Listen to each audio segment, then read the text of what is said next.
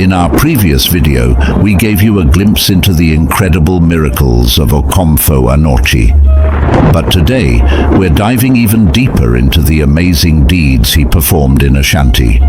Just like Moses led the Israelites to the Promised Land, Okomfo Anokye guided the Asantes to freedom from the lled Kingdom, transforming the Ashanti Kingdom into one of the greatest in Africa. In this video, we'll explore the fascinating story of what actually led to Okomfo Anokye's death, uncovering the plots against him. We'll also showcase the wonderful miracles he performed, which solidify his legacy as the greatest prophet and fetish priest ever, not just in Africa, but perhaps in the entire world. In those days, there was no democracy. Kingdoms were ruled by kings and prophets, or fetish priests, who communicated with the gods and relayed their messages to the people. According to both written and oral traditions, Okomfo Anokye performed numerous miracles in Kumasi that far surpassed those he accomplished in his hometown, solidifying his reputation as the greatest prophet of all time. Among these extraordinary miracles are: the Asantes needed to fight for independence against the fierce lled Kingdom, but they faced a significant challenge.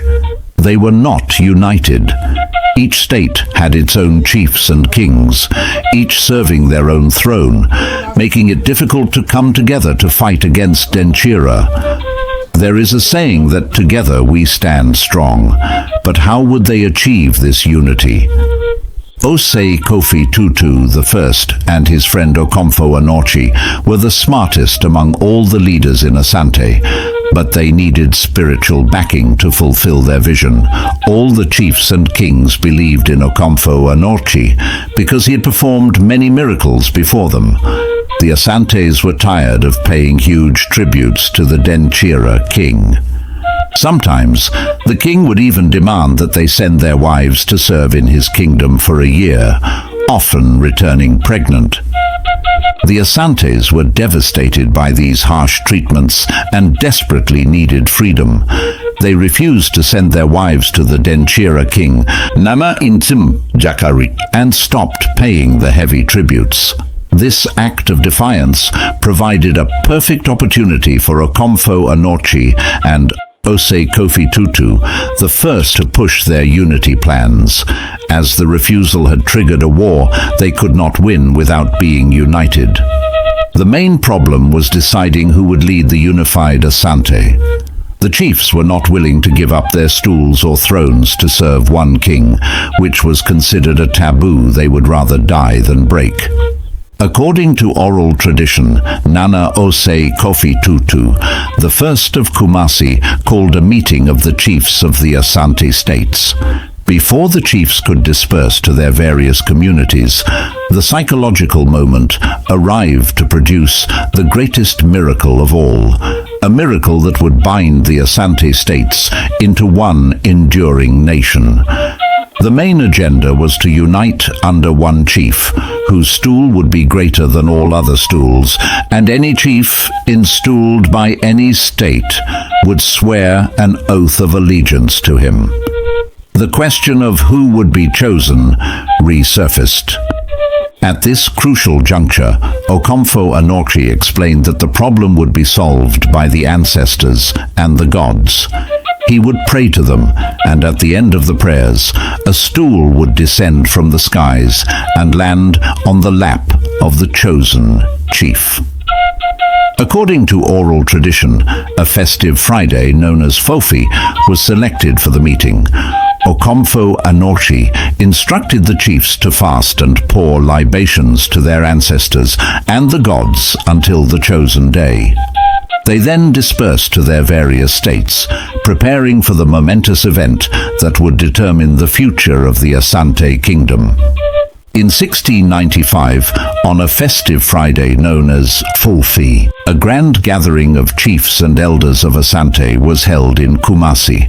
This day was marked by an extraordinary event that would forever change the Ashanti Kingdom. Okomfo Anokye, The revered spiritual leader was at his best. He danced with fervor until he entered a trance. As he moved in this state, his connection to the spiritual realm was evident to all. When Okomfo Anokye regained consciousness, the atmosphere transformed dramatically. After performing some magical dances, Okomfo Anokye paused briefly, then jumped here and there, beginning to conjure something from the sky.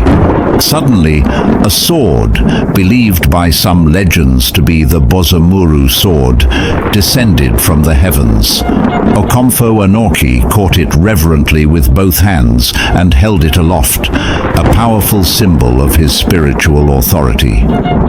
Darkness enveloped the sky, accompanied by thunder and storm. Amidst this intense scene, a thick cloud of white dust formed. From this mystical cloud, Okomfo Anokye performed one of his most famous miracles. He summoned down from the sky a magnificent golden stool, adorned with intricate gold designs. This golden stool, known as lled, did not simply appear. It floated gently through the air and landed precisely on the knees of Okomfo I, the king of the Ashanti. Okomfo Anokye took the golden stool, performed incantations, and then returned it to Okomfo I, declaring, "Take this and keep it. It is the embodiment of the soul, unity, and greatness of the Asante nation." This stool, known as the Golden Stool, or lled, became the most revered symbol of the Asante people. By receiving the Golden Stool, Okomfo I was affirmed by the ancestors and the gods as the unquestionable king of the Asante nation. As the king held the golden stool on his lap, Okomfo Anokye collected small pieces of hair and fingernails from every chief and queen present. He burnt these into ashes, mixed the powder with a concoction in palm wine, and shared it among the chiefs. Some of the mixture was drunk, and the rest was smeared on the golden stool. This ritual symbolized the unity of all the states as they collectively offered their black stools, which were then burnt to signify that the spirits and cosmic powers of their departed chiefs had joined and entered the golden stool. This ceremony bound the Asante people and their chiefs together in a common cause. With this newfound unity, they were ready to face the Denchira state. Okomfo Anokye explained that the golden stool contained the spirit, Sunsum, of the Asante nation. By drinking the potion, the chiefs had sworn an oath to the gods to unite and forget their past individual histories. The golden stool is so sacred that no one is allowed to sit on it. It is kept under strict security and is taken outside only on exceptional occasions. Every Asante citizen must defend the golden stool against any enemy attempts to capture it, as its loss would mean the collapse of the Asante nation. The golden stool is made of pure gold, measuring 18 inches high, 24 inches long, and 12 inches wide. It never touches the ground, but is placed on a blanket. A new Asante king is lowered and raised over the golden stool without touching it, as no one can be a legitimate ruler of the Ashanti Kingdom without it. Nana Okomfo the first took an oath of allegiance to the golden stool and to the chiefs, and each chief, in turn, swore allegiance to Nana Okomfo the first and to never raise arms against the golden stool.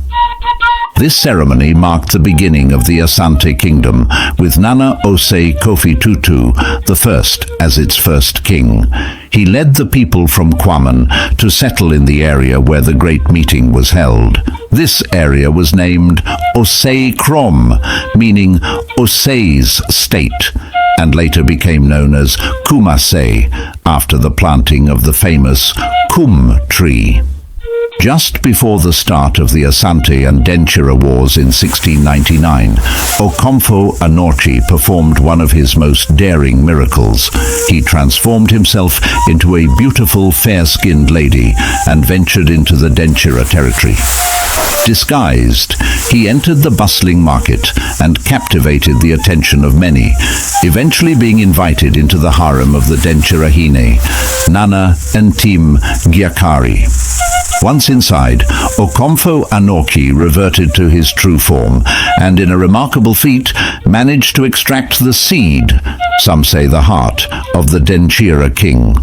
He then returned to Asante with this powerful item to use it for juju, or traditional medicine, against Denchira.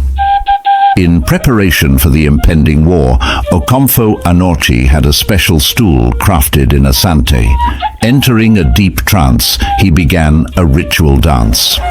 As he danced, an object descended from the sky, which, when combined with the seed of Ntim Gyakari, was placed into the stool.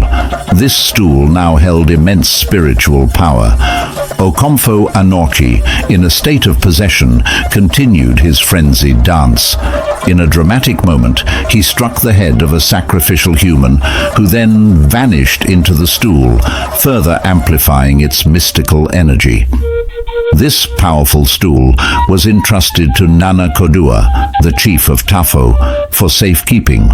Okomfo Anokye's feats during the Asante and Denchira Wars are legendary, showcasing his immense spiritual power and strategic genius. These stories highlight his role in shaping the course of the Ashanti Kingdom's history and his unparalleled reputation as a prophet and warrior. Okomfo Anokye used 77 perforated pots called nkosena to boil war medicine during the Asante and Denchira Wars. Despite the pots having holes, he could miraculously fill them with liquid without any spilling out, demonstrating his mastery over natural elements and his ability to perform miraculous acts that bolstered the morale of the Asante warriors. During the Asante Wars with Denchira, Okomfo Anokye instructed the war general, Amankwatia, to venture into the bush to find a specific spot where he would encounter a large leopard. Following Anokye's instructions, Amankwatia found the leopard and astonishingly brought it back alive, guiding it by its left paw. Okomfo Anokye then used the leopard in his magical rituals, adding to the mystique and power surrounding his actions. In another remarkable episode, during the Asante Wars for liberation from Denchira, Okomfo Anokye and his son Agyapa climbed a tall champion tree. From this vantage point, they could spy on the Denchira Hine, Nana Ntim Gyakari, in his camp. Okomfo Anokye left his footprints imprinted on the tree, a lasting testament to his presence and powers. The Denchira also had a famous priest, Chereche, who matched his magic against Okomfo Anokye's. In one challenge, Anokye tied a knot in an elephant's tusk and sent it to Chereche to untie. Despite his best efforts, Chereche could not undo the knot, showcasing Anokye's superior magical prowess. At a critical moment when the Asante army was suffering reverses and being pressed on all sides by Denchira forces, Okomfo Anokye ordered a swarm of bees to attack the enemy. The Denchira troops fled in panic, falling into the hands of the Asante army and becoming captives. This brilliant use of natural forces demonstrated Anokye's tactical genius and his ability to turn the tide of battle. In another instance, while the Denchira troops were fiercely pursuing the Asante forces on the battlefield, Okomfo Anokye cast a spell that caused total darkness to fall upon the Denchira line. This sudden darkness disoriented the Denchira soldiers, preventing them from finding their way and giving the Asante forces a crucial advantage. During a desperate moment in the Asante and Denchira wars, when the Asante troops were on the brink of despair, Okomfo Anokye used his magic stick to make a forest of oil palm trees spring up between the Asante and Denchira forces. This natural barrier blocked the Denchira's advance and provided the Asante troops with a much-needed respite. In another display of his extraordinary abilities, Okomfo Anokye made a silk cotton tree expand and spread out like a protective wall to intercept enemy bullets during the Asante and Denchira wars. This miraculous act shielded the Asante warriors from harm and turned the tide in their favor. Okomfo Anokye also used his fly whisk, or bodua, to direct bullets fired by the Denchira enemy. He made the bullets veer to his left side and strike a large tree far away in his village near Awula Atampim. This tree, known as Odame de Abo, tree receiving bullets, still stands today, a living testament to Anokye's power. In a final act of miraculous intervention, during a chaotic moment when the Asante troops were fleeing in all directions and had left the body of a dead war general behind, Okomfo Anokye made the dead body of the war general stand up and join the others in flight. This allowed the body to be brought home for a proper burial, ensuring that the war general received the honor and respect he deserved. These stories of Okomfo Anokye's miraculous deeds not only underscore his incredible spiritual power, but also highlight his crucial role in the Asante's fight for freedom and unity against the Denchira. His legacy as the greatest prophet and warrior in Ashanti history continues to inspire and captivate the imagination of people to this day. After the Asante and Denchira wars, a significant event involved the king of Drabi, who refused to give presents to Okomfo Anokye, while others did. Anokye, annoyed by this slight, sent a cadaver ant into the chief's ear with a powerful message. Bring the awards and presents for Anokye very quickly.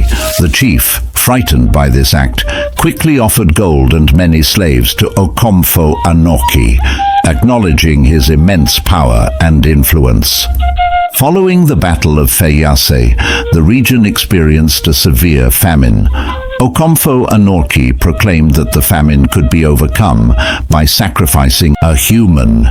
Once the sacrifice was done, the famine miraculously ended, demonstrating Anokye's deep connection to spiritual and natural forces. In Kumasi, Okomfo Anokye performed another legendary act by burying a sword into the ground, up to its hilt. Since then, no one has been able to pull it out. He said the sword cannot be removed without destroying the Asante nation, symbolizing the enduring strength and unity of the Ashanti people. In Agona Akrafuso, Okomfo Anokye brought forth a small stream called Obosom Kwabena from the ground, showcasing his ability to manipulate natural elements for the benefit of the community. Moreover, Anokye demonstrated his magical prowess by draining a stream called Ajum Pensu, which ran through Kumasi. After draining it, he made it flow again and renamed it Subin, further cementing his legacy as a master of natural and spiritual forces. A personal miracle involved the chief of Asante Mampon's sister, Saka, who was childless. Okomfo Anokye instructed her to go to a stream called Oda and collect some sand. He then had her sprinkle the sand with medicine on a mat and sleep face down on it for 7 consecutive days. Following his instructions, Saka gave birth to a son named Amanyampong at Asante Mampon, demonstrating Anokye's profound impact on individual lives. According to oral tradition, the Asante Kingdom was united under one king, Nana Osi Kofitutu I, with the indispensable help of Okomfo Anokye. As a revered fetish priest, Okomfo Anokye interceded on behalf of the Asante people and served as the mouthpiece of the gods. He played a crucial role in helping his friend Ose Kofi Tutu, the first establish a capital for the burgeoning Asante Kingdom. Nana Ose Kofi Tutu I was undoubtedly the best king for the young nation, which was emerging as a powerful force in the region. To symbolize their unity and strength, he needed a new capital that would represent victory, political success, and unforgettable greatness. Kumasi, therefore, was chosen as the new capital. Oral tradition tells us that Okomfo Anokye planted 3 kum trees in different locations, with the belief that the tree which thrived would determine the capital of the Asante Kingdom. This act was both a spiritual and prophetic decision. The 3 locations were Kwaman, ruled by the Nananom Ayofo, a second one at Apimso, Balpofu, ruled by Nananum Ejianafo, and a third one in a village near Fomena and Amlafu, called Obueni, ruled by Nanamu Ekfonafo. The kum tree at Kwaman flourished into a large, majestic tree, under which the king and his people often gathered. Hence, Kwaman was renamed Kum Ase, meaning under Kum, and it became the capital. The tree at Obueni, on the other hand, remained small and stunted, although it produced a few other small trees. The village was thus renamed Kuma, meaning small Kum. The kum tree at Apemso Bankofo did not thrive at all. After a few weeks its leaves withered and the tree fell, leading to the saying that the kum tree has died. Consequently, the village was renamed Kumau, derived from Kunau, signifying the death of the kum tree. Through these symbolic acts and the flourishing of the kum tree at Kwaman, Okomfo Anokye's prophecy was fulfilled, and Kumasi was established as the heart of the Asante Kingdom. This choice of capital not only reflected the spiritual guidance of Okomfo Anokye, but also marked the beginning of a new era of unity and greatness for the Asante people. The death of Okomfo Anokye, one of the most revered figures in Ashanti history, is surrounded by mystery, legends, and conflicting accounts. His demise remains a topic of intrigue and speculation, with various stories attempting to explain the circumstances that led to his untimely end. One of the most compelling legends about Okomfo Anokye's death involves his quest to obtain the key to everlasting life. According to this account, Anokye embarked on a spiritual journey to unlock the secrets of eternal life, driven by his immense spiritual power and wisdom. It is said that during this quest, he reached the pinnacle of his spiritual abilities, which allowed him to communicate directly with the gods and ancestors. However, the exact nature of this quest, whether it was a physical journey or a metaphysical pursuit, remains shrouded in mystery. The legend suggests that Okomfo Anokye was on the verge of bringing back the key to everlasting life when he met his demise. If this were true, the question of how we can ever know remains unanswered, as it is part of the mystical and enigmatic aspects of his life and death.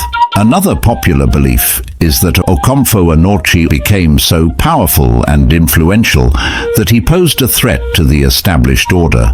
Some say he was even crowned as a chief, which heightened the fears among the elders. They worried that he knew too many secrets about the Asante people and their spiritual practices. His vast knowledge and abilities made them uneasy, leading to concerns that he might one day use his powers to rise against them. Given his potential to become a king of Asante if he had wanted, the elders might have viewed him as a looming challenge to their authority and stability. There is a theory that Okomfo Anokye sacrificed his life for the Asantes. If he was indeed killed by the very people he served, it would be a tragic irony. This narrative paints him as a martyr, someone who gave everything, including his life, for the unity and prosperity of his people.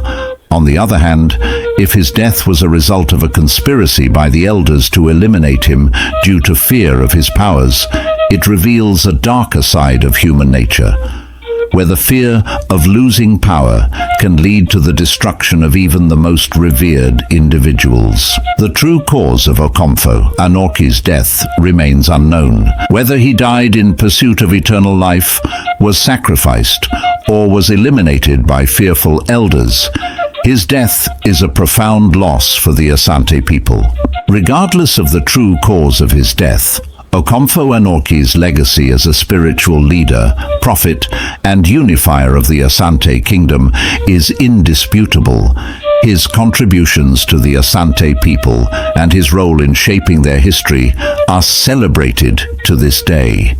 His life and death remind us of the complexities of power, the potential for greatness, and the sometimes tragic consequences of fear and misunderstanding. Imagine the potential if all Africans united as one, without boundaries, just as Okomfo Anokye and Osei Kofi Tutu, the first, united the Asante. The power, strength, and prosperity that could arise from such unity would be unparalleled. It's a reminder of the immense potential we hold when we work together and support one another. We encourage you to reflect on this story and the powerful lessons it holds. If two people could unite a whole tribe, think of what we could achieve as a united continent. We would love to hear where you are watching this video from. Please like, comment, and share this video to spread the message of unity and strength. Your support means the world to us, and we appreciate your love for our videos. Thank you for being part of our community.